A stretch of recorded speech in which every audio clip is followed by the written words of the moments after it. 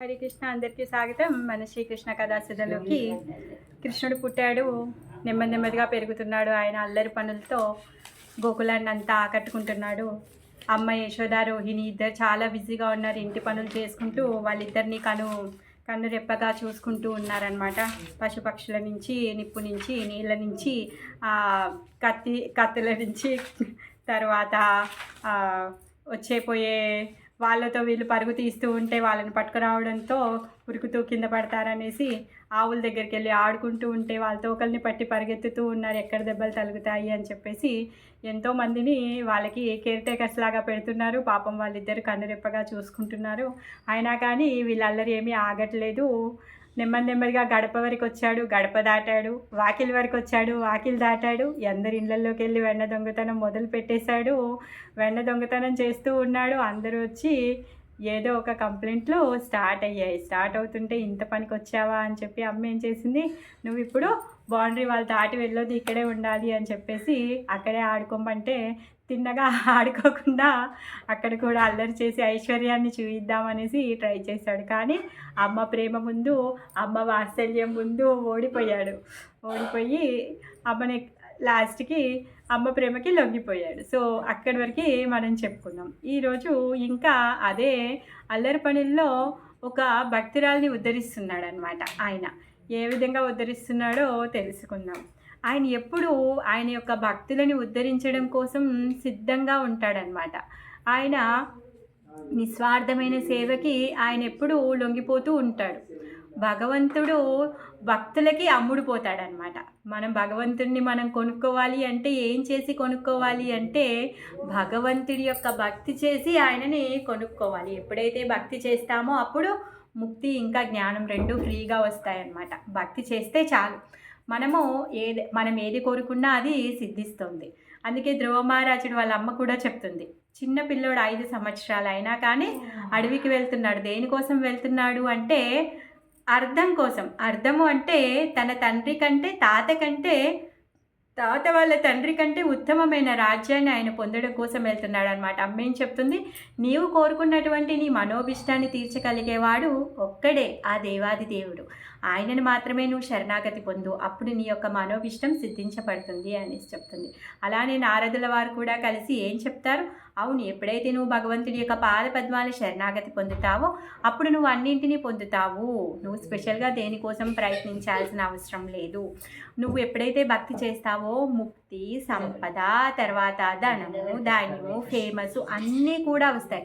భగవద్గీతలో చెప్తున్నాడు భగవంతుడు, ఏం చెప్తున్నాడు, మీరు ఎవరైతే నా పాద పద్మాల సేవ చేస్తారో మీ యొక్క బాగోగులు చూసుకునే బాధ్యత నాది అని చెప్పేసి తన బాధ్యతను తీసుకుంటున్నారు. మరి ఎవరైతే అనన్య భక్తి చేస్తారో వాళ్ళ యొక్క బాధ్యతని భగవంతుడు తీసుకుంటాడనమాట. మరి అనన్య భక్తి ఎలా చేయాలి, అసలు మనకు భక్తే తెలియదే, అనన్య భక్తి ఏ విధంగా చేస్తాము?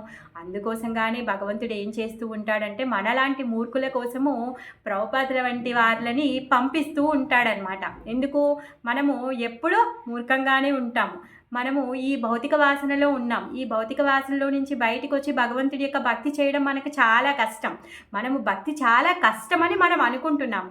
అందుకే అది చాలా సులభమైంది అని చెప్పేసి ఆచార్యులని మన కోసం పంపిస్తూ ఉంటాడనమాట.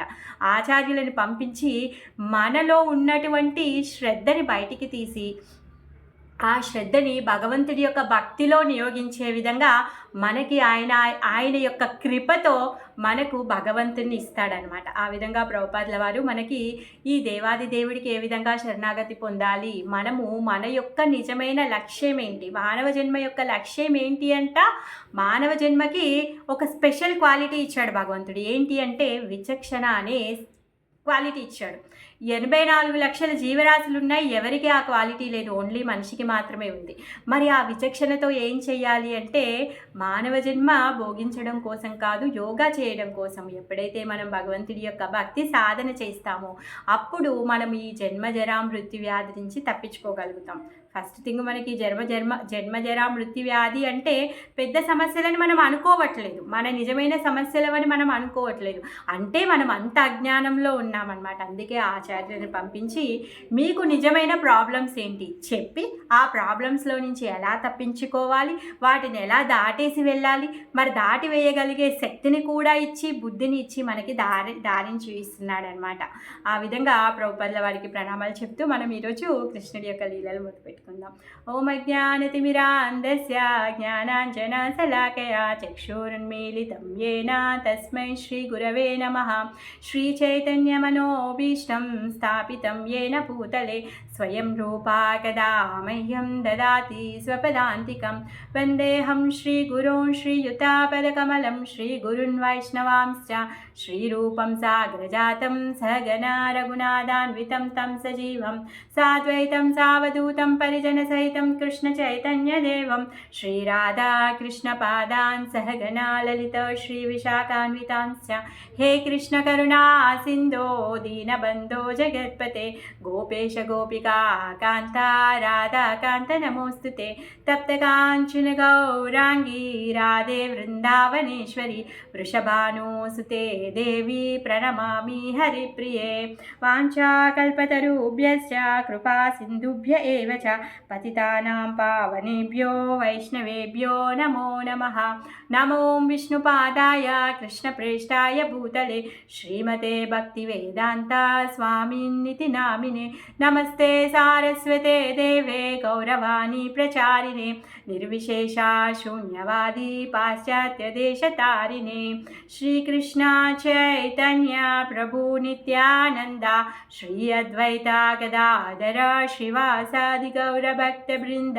హరే కృష్ణ కృష్ణ కృష్ణ హరే హరే హరే రామ రామ రామ హరే హరే.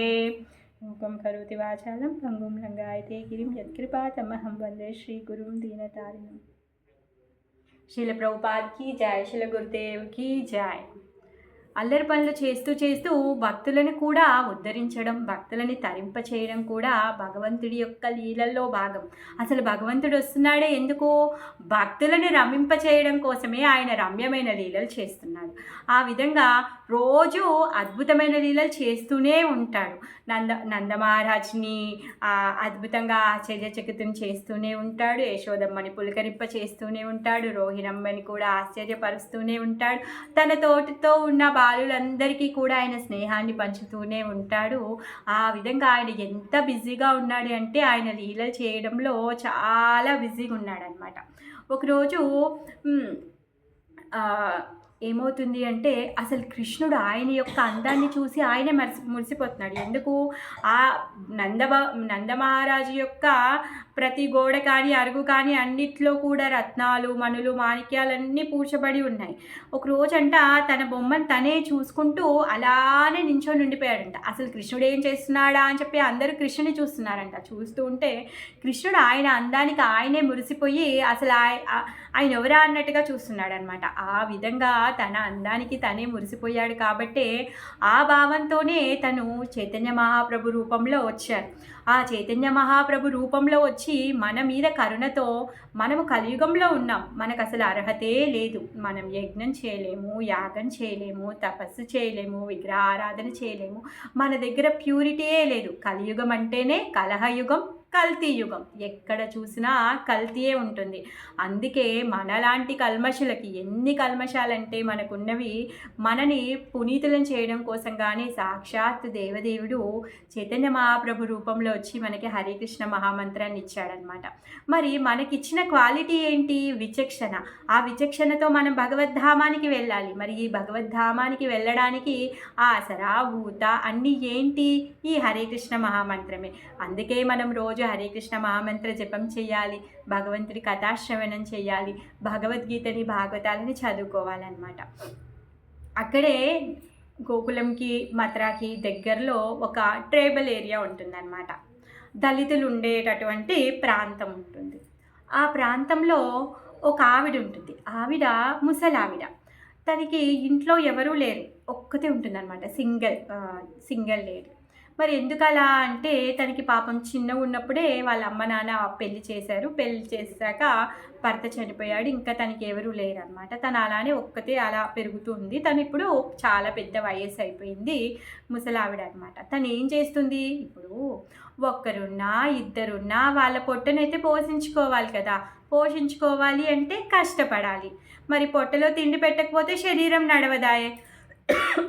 సారీ.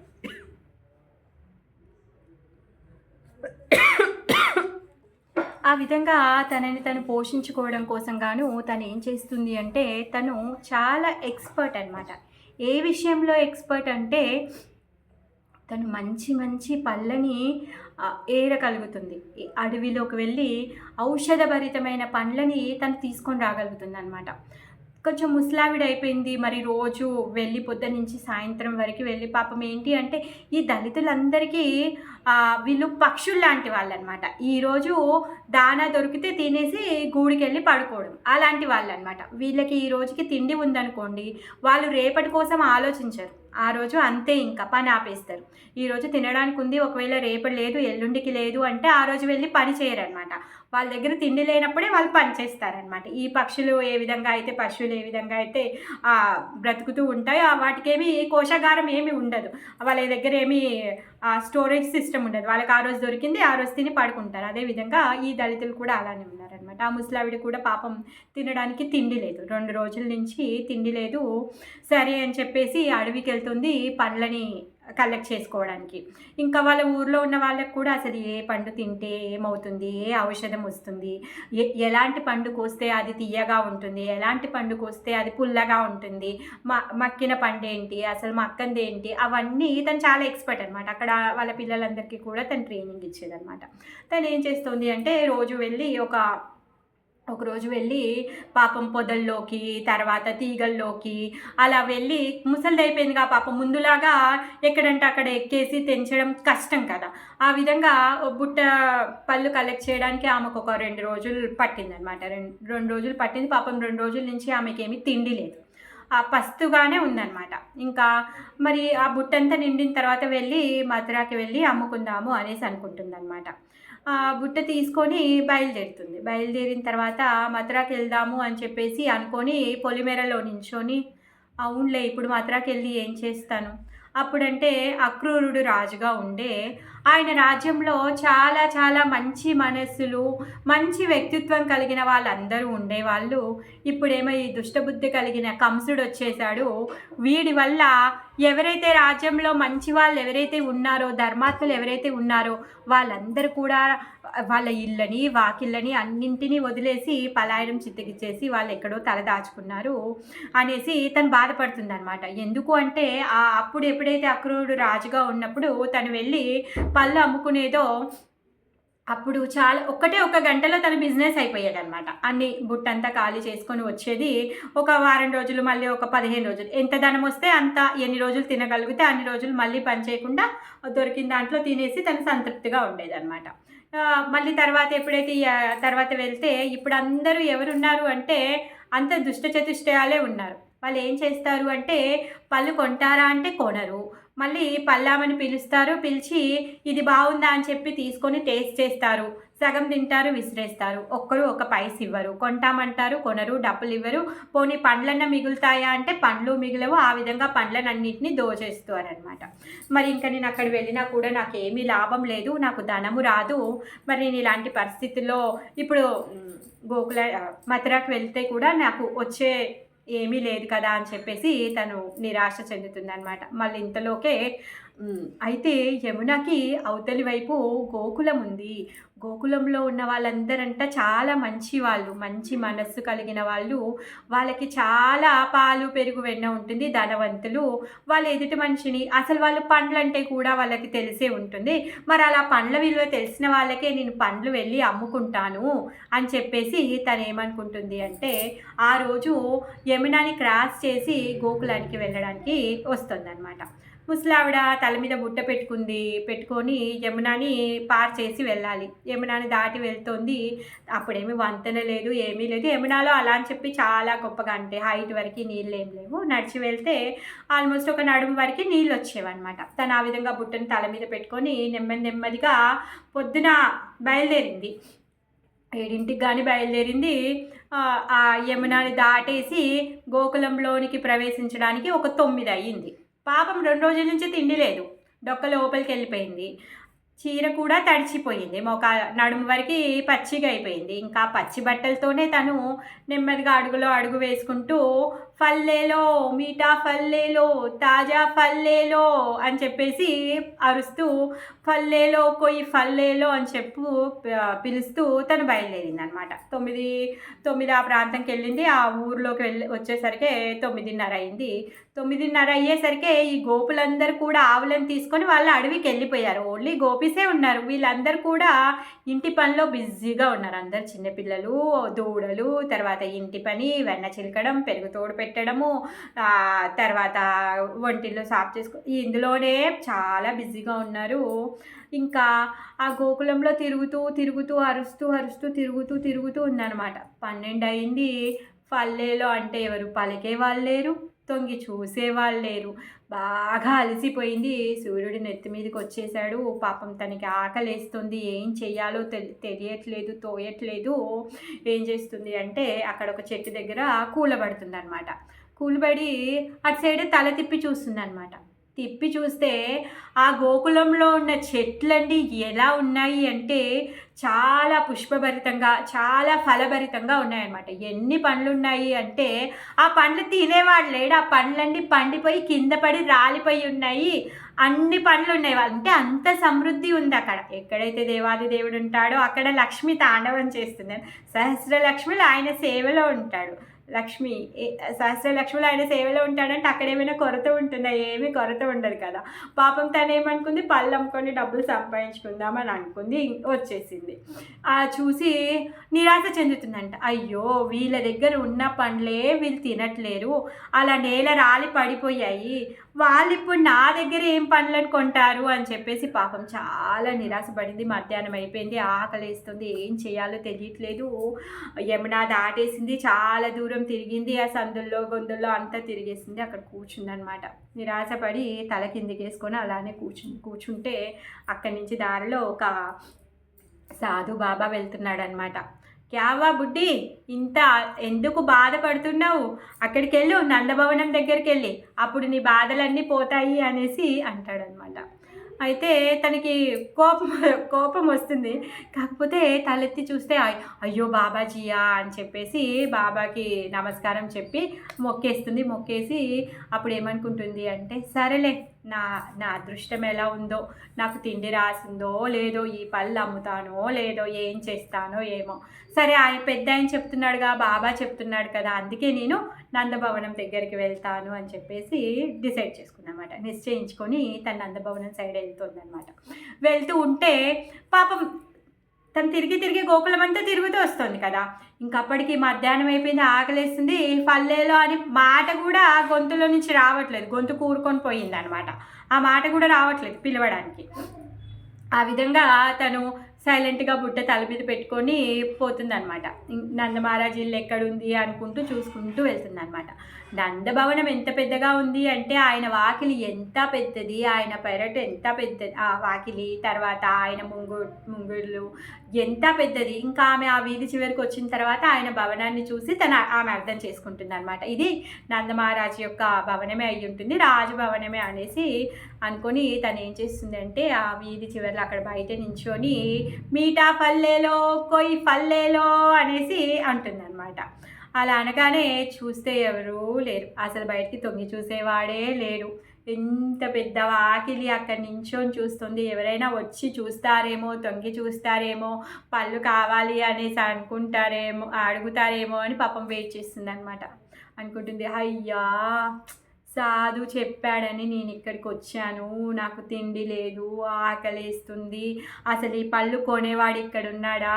ఆ సాధు బాబా చెప్పకపోతే నేను మళ్ళీ ఇంత దూరం నడిచేదాన్ని కాదే, నేను మళ్ళీ తిరిగి వెళ్ళిపోయేదాన్నే కదా. అయ్యో నేనేం చెయ్యాలి అని చెప్పేసి బాగా నిరాశ పొందుతుందన్నమాట. అస్సలు అప్పటికి 3:30 అయిపోయింది, ఇంకా సాయంత్రం దగ్గరకు అవుతుంది. ఇంక ఇప్పుడు ఏం చేయాలో ఏమీ తెలియట్లేదు. సరేలే ఒక్కసారి పిలిచి చూస్తాను అని చెప్పేసి మీఠా పల్లెలో కొయ్ పల్లెలో అనేసి మళ్ళీ పిలుస్తుంది అనమాట. పిలిచి మళ్ళీ అక్కడే అలా నించుంటుంది అనమాట. నించొని చూస్తే అప్పుడు కూడా ఎవరూ లేరు. తర్వాత ఒక చిన్న పిల్లోడు గొంతు వినిపించిందంట. ఫల్వాలి ఫల్దేదో ఫల్దేదో అని పిలుస్తున్నాడంట. ఆ మాట వినగానే ఆమె చెవిలో అమృతం పోసినట్టుగా అనిపించిందంట. అమ్మయ్య, ఎవరో ఒకరైతే విన్నారు, సో వచ్చి పళ్ళు కొంటారు కదా అని పాపం ఆశపడింది అనమాట. చూస్తే ఎవరు వస్తున్నారంటే అక్కడి నుంచి 1.5-2 సంవత్సరాల వయసులో ఉన్న ఆ చిన్ని కృష్ణుడు, దిగంబరుడు, ఏళ్ళేమో అన్నీ నగలేసుకొని ఉన్నాడు, నీలమేఘ శ్యాముడు, ఇంకా అసలు నల్లటి హెయిర్స్, కర్లీ హెయిర్స్, నెమలి పింఛం పెట్టుకొని ఉన్నాడు. బుడి అడుగులు వేసుకుంటూ ఎలా వస్తున్నాడంట, డ్యాన్స్ చేసుకుంటూ ఊగుతూ తూగుతూ వస్తున్నాడంట. అక్కడి నుంచి నెమ్మదిగా వస్తూ ఉన్నాడు. చూస్తే ఆమెకు వచ్చిన పెద్ద గిరాకీ ఎవరంటే ఆ బుల్లి కృష్ణుడు అనమాట. అయ్యో సరే ఏంటో అని పాపం ఇంకా నిరాశ చెందుతుంది. కానీ ఆయన యొక్క ఏదైతే ఆయన పలికిన మాట ఉందో ఆమె చెవులోకి వెళ్ళిన తర్వాత అది నిజంగానే ఆమెకి అమృతంతో సమానంగా ఉందన్నమాట. ఇంకా బుట్ట అక్కడ పెట్టుకొని తను అక్కడ కూర్చొని, పాపం ముసలిది కదా, సరిగా కనిపించదు కదా, కృష్ణుడు వస్తున్నాడు. దూరం నుంచి వస్తుంటే ఇలా చూస్తుంది, వస్తున్నారా ఎవరు వస్తున్నారు అనేసి చూస్తుంది అన్నమాట. ఆ దూరం నుంచి ఆయన యొక్క అందము, ఆయన యొక్క సౌందర్యాన్ని ఆమె చూసి దర్శనం చేసుకుంటూ ఆమె లోపల ఆమె పరవశానికి అసలు హద్దులే లేవంట. ఏ విధంగా అయితే కృష్ణుడు దగ్గరికి వస్తున్నాడో ఆ నీలమేఘ శ్యాముని చూసి తను మురిసిపోతుంది, పరవశించిపోతుంది అనమాట. అసలు ఇంకా ఆయనను చూసిన తర్వాత తన మనసులో అనుకుంటుందంట, ఆహా, ఆ విధాత అసలు ఏ మెటీరియల్తో చేశాడు ఈయనని, అసలు లోకంలో ఉన్న అన్ని మెటీరియల్స్ అన్నీ ఈయనను తయారు చేయడానికే పెట్టినట్టున్నాడు. ఎంత అందంగా ఉన్నాడు, అసలు ఈ పరమ అందము, ఈ అద్భుతము, అసలు నేను ఒకవేళ ఇక్కడికి రాకపోయి ఉంటే నేను ఈరోజు మిస్ అయిపోయేదాన్ని అనేసి తను సంతోషపడుతుంది అనమాట. అదే విధంగా కృష్ణుడి యొక్క రూపాన్ని కళ్ళతో తాగేస్తుంది. సింపుల్గా తను చూస్తుంది అనమాట. కృష్ణుడు వచ్చి మయ్యా ఫల్దేదో అనేసి అంటున్నాడు. అంటే తను ఏమంటుందంటే, ఒక నిమిషం తేరుకొని ఏదైనా మూల్యం ఇస్తే నేను పండ్లు ఇస్తాను అని చెప్తుంది అనమాట. మూల్యమా? అదేంటి? కృష్ణుడికి తెలియదు అసలు మూల్యం ఏమి ఇవ్వాలి అని చెప్పేసి తెలియదు. కృష్ణుడు ఏం చేస్తాడంటే మూల్యం ఇవ్వు అనేసి అంటే అటు ఇటు చూస్తాడు, ఎవరున్నారు ఇక్కడ, ఏమి ఇవ్వాలి, ఆయనకి ఏం తెలియకపోతే అటు ఇటు చూసి మయ్యా ఫల్దేదో అని మళ్ళీ అంటాడనమాట. అనగానే మళ్ళీ తను అక్కడికి వచ్చి ఇక్కడ ఎవరు లేరు, ఏమి ఇస్తాను, ఏమీ లేవు అనేసి తను చెప్తున్నాడు అనమాట. చెప్తే అప్పుడు మయ్య ఏమంటుంది అంటే, మూల్యం అంటే నువ్వు దీనికి బదులు ఏదన్నా ఇవ్వు అనేసి అంటే, ఏమి ఇవ్వాలి అంటే, నేను 2 రోజుల నుంచి ఏమీ తినలేదు, నాకు చాలా ఆకలిస్తుంది, సో నువ్వు అన్నం ఇవ్వు అనేసి చెప్తుంది అనమాట. అంటే ధాన్యం ఇవ్వు అనేసి చెప్తుంది అనమాట. అప్పుడు అక్కడే వాకిట్లో ఆరపోసారంట, వడ్లను ఆరపోస్తే అక్కడ ఉన్నాయి కదా, ధాన్యంలో కొంచెం ధాన్యం ఇస్తే చాలు, నేను నీకు పనులు ఇస్తాను అనేసి చెప్తుంది అనమాట. అప్పుడు కృష్ణుడు అంటాడంట, అదేంటి మా అమ్మ నాకు అన్నం పెడుతుంది, ఎప్పుడు డబ్బులు అంటే ఎప్పుడు ఏమీ మూల్యాన్ని అడగలేదు కదా అనేసి కృష్ణుడు అంటాడంట. అప్పుడు తను అంటుందంట, అమ్మ కదా, అమ్మదు, అమ్మ నీకు ప్రేమగా పెడుతుంది, అందుకే అమ్మ నీకు మూల్యం అడగదు అని చెప్తే, అవునా అంటే మరి నువ్వెందుకు అడుగుతున్నావు అంటే, నేను ఆకలిగా ఉన్నాను కదా, నాకు ధాన్యం కావాలి, నేను తినాలి కదా, నేను నీకు బదులుగా పళ్ళు ఇస్తాను అనేసి చెప్తే, సరే నువ్వు ఇక్కడే ఉండు, నువ్వు వెళ్ళొద్దు అని చెప్పేసి కృష్ణుడు బుడి అడుగులు వేసుకుంటూ ఆ ధాన్యం కుప్ప వైపు వెళ్తున్నాడంట. అసలు కృష్ణుడు ఆ బుట్టలో ఉన్న పండ్లను చూసి చాలా సంతోషపడుతున్నాడు అనమాట, మురిసిపోతున్నాడు. ఆమెనేమో కృష్ణుడి మురిసిపోతున్న సౌందర్యాన్ని చూసి ఆమె మురిసిపోతుంది అనమాట. ఆ విధంగా కృష్ణుడు నువ్వు ఇక్కడే కూర్చో, నువ్వు వెళ్ళొద్దు, నేను తెస్తాను అని చెప్పేసి తను తిరిగి మళ్ళీ వెనకకి తిరిగి బుట్టను చూస్తున్నాడంట. 2 అడుగులేసి మళ్ళీ వెనకకి తిరిగి మళ్ళీ బుట్టను చూస్తున్నాడంట. అసలు ఆ విధంగా ఆ ముసలావిడ ఆ కృష్ణుడి యొక్క సౌందర్యాన్ని ముందు నుంచి వెనక నుంచి పరమాత్మే నీలిమేఘ శ్యామ ముందు నుంచైనా వెనక నుంచైనా ఆయన సౌందర్యంలో ఏమైనా కొరత ఉంటుందా? ఆయన ఆ దివ్యమంగళ స్వరూపాన్ని ఆమె దర్శనం చేసుకుంటుందన్నమాట. అలా 2 అడుగులు ముందుకు వేస్తున్నాడు, వెనకకి తిరిగి చూస్తున్నాడు, బుట్టని చేస్తున్నాడు, ఆమెను చూస్తున్నాడు. ఆయనతో ఆమె వెళ్ళిపోతుందో ఏమో, నాకు పళ్ళు కావాలి అని చెప్పేసి. పాపం అప్పుడు ఆయనకు పళ్ళు తినాలని కోరిక వచ్చింది సార్కి. అలా అనమాట.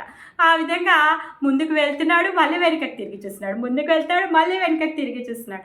అలా వెళ్ళి ఇంకా అక్కడికి వెళ్ళి ధాన్యాన్ని తీసుకుంటాడు. ఆయన చిన్న బుల్లి చేతులతో ధాన్యం తీసుకుంటాడు. కానీ ఆయన చేతుల్లో ఉన్నటువంటి ధాన్యం మీద అసలు ఆయనకి దృష్టే లేదు. ఆయన దృష్టి ఒకటే దగ్గర ఉంది. ఏంటి అంటే ఆ పళ్ళ బుట్ట మీద, పళ్ళ మీదే ఆయన దృష్టి ఉందన్నమాట. అలానే ఆ 2 చేతులతో ధాన్యాన్ని తీసుకొని వస్తూ ఉన్నాడు. కానీ ఆయన ఇంకా ఊగుతూ ఎగురుతూ వస్తున్నాడు, వయ్యారంగా నడుచుకుంటూ వస్తున్నాడు. ఆ చేతిలో ఉన్న ధాన్యం అంతా ఒక్కొక్క గింజ రాలుతూ ఆయన నెమ్మదిగా నడుచుకుంటూ వచ్చి ఆ పళ్ళావిడ దగ్గరికి వచ్చేలోపు చేతిలో ఉన్న ధాన్యం అంతా కారిపోతుందంట. కారిపోయి 2-3 గింజలు మాత్రమే మిగులుతాయన్నమాట. ఇదిగో తీసుకో అని చెప్పేసి ఇస్తాడనమాట. అప్పుడు ఆవిడ అంటుంది, ఎక్కడ అసలు ఏమీ తేలేదు నువ్వు, నీ చేతులు ఖాళీగా ఉన్నాయి అనేసి అంటే, నాకు ధాన్యమే రాలేదు అనేసి అంటే అప్పుడు కృష్ణుడి చేతులను చూసుకుంటాడంట. తను చెప్తుంది, అదిగో మొత్తం దారంతా నువ్వు పోసేసావు అనేసి తను చెప్తే అప్పుడు కృష్ణుడిలా చూస్తాడంట. చూసి సరే ఇప్పుడు ఇంకా కృష్ణుడికి మళ్ళీ వెళ్ళి తెచ్చే ఓపిక లేదు. అబ్బా ఇప్పుడు మళ్ళీ వెళ్ళి ఎవరు తెస్తారు, అలా కాదు, నాకు ఇప్పుడు ఆ పళ్ళు కావాలి అంతే. అప్పుడు అంటాడనమాట, మయ్యా ఫల్ దేదో అనేసి అంటాడంట. లేదు నువ్వు నాకు ఏదో మూల్యాన్ని ఇవ్వాలి కదా అనేసి అంటే, మా అమ్మ అడగదు, ఎప్పుడు మూల్యాన్ని అడగదు అనేసి అంటే, మరి అమ్మ కాబట్టి అడగదు అంటే, మరి నువ్వు నా అమ్మ వైపో అనేసి అంటాడంట. అంటే ఇంకా అసలు ఆ ముసలావిడ ఏమీ అనేటట్టు లేదనమాట. నువ్వు కూడా నా మయ్య వైపు అని చెప్పేసి ఆ ముసలావిడ ఒళ్ళో కూర్చుంటాడంట. కూర్చొని నువ్వు మయ్యావి, నాకు ఫల్ ఇచ్చేసేయి అనేసి అడుగుతాడంట. అప్పటి వరకు కృష్ణుడి యొక్క నీలమేఘ శ్యామ రూపం చూసిన ఆవిడ ఇప్పుడు కృష్ణుడి యొక్క స్పర్శ తలిగాక ఇంకా అసలు నా జీవితం ధన్యమైపోయింది, నా జీవితంలో కాదు ఎన్ని జన్మల నుంచి ఉన్న కోరికలన్నీ తీరిపోయాయి. అసలు ఎంత సంతృప్తి అంటే తను ఏమీ చెప్పలేదు. ఆ భగవంతుడి యొక్క ఆ స్పర్శ తలిగాక తను ఇంకా అసలు ఆశించేది ఏమీ లేదు, కోరేది ఏమీ లేదు, అసలు ఆమెకి కావాల్సిందే ఏది లేదనమాట. అంత సంతృప్తి చెంది అసలు భగవంతుడి యొక్క పరస్ తలిగిన తర్వాత ఆమెకి ఇంకేం చేస్తుంది, ఇంకేమీ చేయలేదు. ఇంకప్పుడు తన ఎడమ చేతితోని కృష్ణుడి యొక్క 2 చిన్న చేతులు, బుల్లి చేతులు పట్టుకొని బుట్టలో ఉన్న పళ్ళన్నీ తీసి ఒక్కొక్కటి ఆయన చేతిలో పెడుతుందంట. పెడుతూ ఉంటే ఆమె ఆ కృష్ణుడినే చూస్తుందన్నమాట. బుట్టలోంచి పళ్ళు తీసి పెడుతుంది. ఎన్ని పెట్టినా ఆయన చేతిలోకి వస్తున్నాయంట. ఎన్ని పెట్టినా ఎలా వస్తున్నాయి, నెమ్మదిగా లేసేసాడంట. ఒళ్ళో నుంచి లేచి 2 చేతులను ఇలా బొర్రకి పెట్టేసుకొని సపోర్ట్గా పెట్టుకొని అన్ని పళ్ళు జాగ్రత్తగా పట్టుకున్నాడంట. పట్టుకొని ఇంకా నేను ఇప్పుడు ఇంకా వెళ్తాను అనేసి తను లేచి వెళ్ళిపోతాడనమాట. ఎప్పుడైతే ఆయన ఒళ్ళో నుంచి లేచాడో అసలు ఇంకా అనుకుంటుందన్నమాట, అయ్యో నేను ఇంకా కొంచెం సేపు ఈయనని ఇలానే పెట్టుకుంటే బాగుండేది, ఈయన రూపాన్ని నేను ఇంకా కొంచెం సేపు చూడాలి, ఆయన వెళ్ళిపోతే ఆయన యొక్క రూపాన్ని నేను మిస్ అయిపోతానే, ఆయన దర్శనాన్ని నేను మిస్ అయిపోతానే అని చెప్పి తన లోపల బాధపడుతూ ఉందన్నమాట. ఆ విధంగా కృష్ణుడు పళ్ళు తీసుకొని ఇంకా తిరిగేసి మయ్యా మే మీఠా ఫల్ లాయా అని చెప్పేసి, బాబా మే మీఠా ఫల్ లాయా సబ్కే లియే లాయా అనేసి కృష్ణుడు ఏం చేస్తాడంటే అమ్మని, నాన్నని, బలదేవుడిని, రోహిణి అమ్మని అందరిని పిలుస్తున్నాడు. నేను పళ్ళు తెచ్చాను, మీకోసం పళ్ళు తెచ్చాను అని చెప్పేసి కృష్ణుడు వాళ్ళని పిలుచుకుంటూ ఎగురుతూ ఆయన ఇంట్లోకి వెళ్ళిపోతాడనమాట. వెళ్ళిపోయిన తర్వాత ఈ ముసలావిడ ఏం చేస్తుంది అంటే, ఇంకా ఆ కృష్ణుడు చూసిన కళ్ళతో ఆ కృష్ణుడి స్పర్శ పొందిన ఆమెతో ఇంకా అసలు ఆమె అసలు ఈ లోకంలోనే లేదు, స్పృహ లేదు, ఏది లేదు, మతి లేదు, ఏమీ లేదు. అసలు ఆమె ఏం చేస్తుంది, దేనికోసం వచ్చింది అన్నీ మర్చిపోయింది. ఇంకా బుట్టను తీసుకొని తల మీద పెట్టుకొని అలానే నిశ్శబ్దంగా నిశ్చలంగా అలానే నడుచుకుంటూ వెళ్తుంది అనమాట. యమునా నది వరకు వెళ్తుంది. వెళ్ళిన తర్వాత వెళ్తూ ఉంటే ఆమె బుట్ట బరువైపోయిందంట. బుట్ట బరువైపోయింది. ఏంటి బుట్ట ఇంత బరువైపోయింది, యమునాని దాటుతుంటే చూసి బుట్టని దించుకొని చూస్తుంది అనమాట. బుట్టను చూసుకుంటే బుట్ట నిండా రత్నాలు, వజ్రాలు, వైడూర్యాలు, నగలు బుట్ట మొత్తం నిండిపోయాయంట.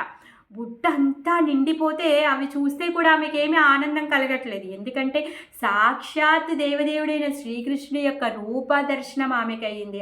ఆ భగవంతుడి యొక్క స్పర్శ ఆమె అనుభూతి పొందగలిగింది. ఆయన యొక్క సాన్నిధ్యాన్ని ఆమె తీసుకుంది. ఆయన యొక్క సాన్నిధ్యం ముందు ఆమెకి రత్నాలు కానీ, వజ్రాలు కానీ, వైడూర్యాలు కానీ అసలు వాటికి అవసరమే లేదనిపించిందంట. అందుకని చెప్పేసి తను ఏం చేసింది అంటే ఆ బుట్టలో ఉన్న రత్నాలు, వజ్రాలు, వైడూర్యాలు అన్నీ ఆ యమునాలో పడేసి యమునాను దాటేసి తను వాళ్ళ ఇంటికి వెళ్ళిపోయింది అనమాట. తను ఏమనుకుంటుందంటే నాకు ఇంకేమీ వద్దు, నాకు అసలు అవసరమే లేదు, నా జీవితంలో జన్మలకి సరిపోయినటువంటి సంతృప్తి నేను పొందాను, ఇప్పుడు నాకు ఈ అనుభూతే చాలు అని చెప్పేసి తను ఇంకా రత్నాలన్నింటినీ ఆ యమునలో పడేసి యమునను క్రాస్ చేసి ఇంటికి వెళ్ళింది అనమాట. ఆమెదేంటి గుడిసె, ఆ గుడిసెకి ఏముంటుంది, తడక కట్టుకొని ఉంటుంది అంతే కదా. ఇంటికి వెళ్ళి తడక లాగుదామంటే అది తాళమా ఇంకేముందండి, దానికి ఏమి లేదు, ఉత్తిగా తడక అడ్డం పెట్టేసి వచ్చింది. తడక తీద్దామంటే తడక రావట్లేదు, ఎంత లాగినా రావట్లేదు. అదేంటి ఎలా బిగుసుకుపోతుంది, దీంట్లో ఏముంది అని చెప్పేసి ఒక పట్టు బట్టి గట్టిగా లాగుతుందంట. లాగానే మొత్తం గుడిసె నిండా ధాన్యం ఉన్నాయంట. అసలు ఆ తడక లాగగానే ధాన్యం రాసి జర జర జర జర జర అని ఇట్లా పారిపోతుంది అనమాట. అది చూసి అయ్యో నాకు ఆకలేస్తోంది, అందుకే అన్నం అడిగాను కదా, అందుకే ఈ విధాత ఏం చేశాడు, నాకు ఇలాంటి ఇంత గొప్ప ధాన్య రాశి నాకు ఇచ్చాడు అని చెప్పేసి తను అనుకుంటుంది అనమాట. అనుకొని అయినా నాకు ఇప్పుడు దేని మీద నాకు లేదు, అయినా నాకు ఇప్పుడు తినాల్సిన అవసరమే లేదు, నాకు ఆకలియే లేదు, ఈ ధాన్యం ఏం చేసుకుంటా నేను అని చెప్పేసి ఊర్లో ఉన్న వాళ్ళందరికీ చెప్తుందంట.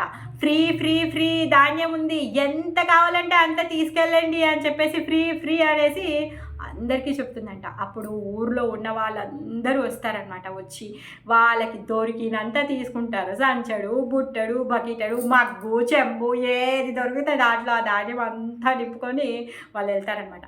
అంతమంది అంత ధాన్యం ఎంత కావాలి అంటే అంత ధాన్యం తీసుకెళ్ళాక కూడా ఇంకా ధాన్యం ఉందంట. తను ఇంకా పట్టించుకోదలుచుకోలేదు. అలానే ఆ భగవంతుడి యొక్క దివ్యమంగళ స్వరూపాన్ని తను ధ్యానం చేస్తూ అలానే ఉందన్నమాట. ఇంకేమనుకుంటుంది అంటే అలా కాదు, నేను మళ్ళీ వెళ్ళాలి, అక్కడికి వెళ్ళి మళ్ళీ నేను ఆ భగవంతుడి యొక్క దర్శనం నేను చేసుకోవాలి అని చెప్పేసి తన కోరిక వస్తుంది అనమాట. కోరికొచ్చి తను ఏం చేస్తుంది అంటే వెళ్తుంది అనమాట. వెళ్ళి మరి నేరుగా వెళ్ళలేదు నందభవనంలోనికి. ఏం చెప్పి వెళ్తుంది, తను పల్లమ్మడానికి వెళ్ళినప్పుడు కూడా తను ఎవరు చూసింది కూడా లేదు, అవునా కాదా.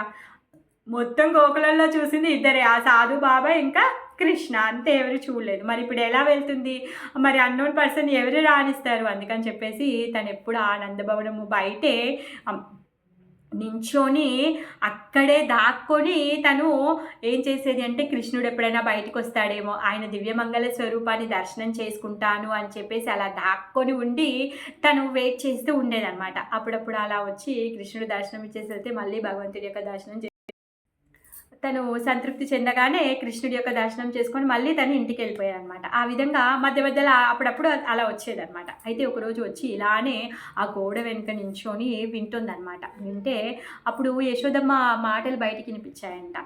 ఏంటో మరి ఈ లల్లా నీలమని పండ్లు తెచ్చాడు, ఆ పండ్లు ఎంతకీ అయిపోవట్లేదు, ఎన్ని రోజులైనా వాడిపోవు, మేమందరం తిన్నా అయిపోవు, ఊర్లో ఉన్న వాళ్ళందరికీ పంచినా కూడా అయిపోవడం లేదు, ఏ వనదేవత వచ్చి పండ్లనిచ్చిందో అనేసి యశోదమ్మ అంటుందంట. అప్పుడు ఆ ముసలావిడ ఆశ్చర్యపోతుంది. ఏంటి, నేను వనదేవతనా, నేను ఇచ్చిన పనులు ఇంకా ఇప్పటివరకే అయిపోలేదా అని చెప్పేసి తను ఆశ్చర్యపోతుంది అనమాట. అంటే భగవంతుడు ఆ విధంగా భక్తురాలిని ఆమెని తరింపచేశాడు అనమాట. ఆ విధంగా ఆమె తరింపబడింది అనమాట. నేను ఇంకా వనదేవతను అయిపోయాను అని చెప్పేసి తన సంతృప్తితో తన గుడిసెకి వెళ్ళిపోతుంది అనమాట. ఆ విధంగా భగవంతుడు ఆమెలో ఉన్నటువంటి జన్మల నుంచి ఉన్న కోరికలు, తర్వాత ఆశలు అన్నీ నెరవేరిపోతాయి. భగవంతుడు ఆమెకి ఆయన యొక్క స్పర్శని, తర్వాత దర్శనాన్ని ఇచ్చి ఆమెను తరింపచేశాడనమాట. అలానే భగవంతుడంట ఇప్పుడు ఎప్పటికీ ఆ మథురాలో ఉంటాడనమాట. ఆ మథురాలో బృందావనంలో ఉండి ఆ విధంగా భక్తులతో ఎప్పుడూ లీలలు చేస్తూనే ఉంటాడు. లీలలు చేస్తూనే ఉంటాడు. ఆ భగవంతుడి యొక్క లీలల్ని మనం చూడలేము. కాకపోతే అక్కడ ఏదో ఒక భక్తుడికి ఆయన దర్శనం ఇస్తూనే ఉంటాడు. ఆయన తరస్పరసిస్తూనే ఉంటాడనమాట. అందులో మనకి ఒక్క రవ్వంత అనుభూతి మనకి దొరికినా మనం కూడా తరించబడిపోతాం. అప్పుడు మనకి ఈ భౌతిక ప్రపంచంలో ఉండే ఏవైతే నాతాలు ఉన్నాయో అప్పుడు వాటి పట్ల మనకంత మక్కువ ఉండదన్నమాట. మరి ఎప్పుడైతే మన సంబంధం భగవంతుడి పట్ల గట్టిగా అవుతుందో అప్పుడే మనం వీటన్నిటిని చాలా సులభంగా దాటిపోగలుగుతాం. లేకపోతే ఈ సంసార సాగరము అది సాగరమే, చాలా దుర్గమమైంది. మరి ఈ సాగరాన్ని దాటాలి అంటే భగవంతుడి యొక్క పాద పద్మాలు మాత్రమే. మరి ఈ సాగరాన్ని దాటడానికి పడవెవరు అంటే గురువు. ఆ గురువు యొక్క సహాయంతో మనము ఈ సాగరాన్ని దాటి భగవంతుడి యొక్క పాద పద్మాలను చేరుకుంటాం. ఆ విధంగా భగవంతుడు కూడా మనకి ఆయన కృపనివ్వాలి అని ప్రార్థిస్తూ ఈరోజుతో మన శ్రీకృష్ణ కథామృతని శ్రీకృష్ణ కథాసుతని ఆపేస్తున్నాను. ధన్యవాదాలు. ఎవరికైనా ఏమైనా యాడ్ చేయాలని అనుకుంటే చేయొచ్చు.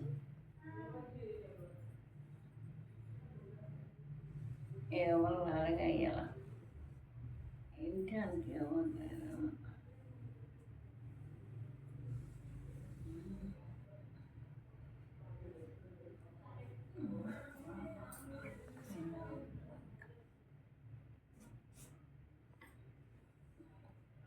హరే కృష్ణ మాతాజీ.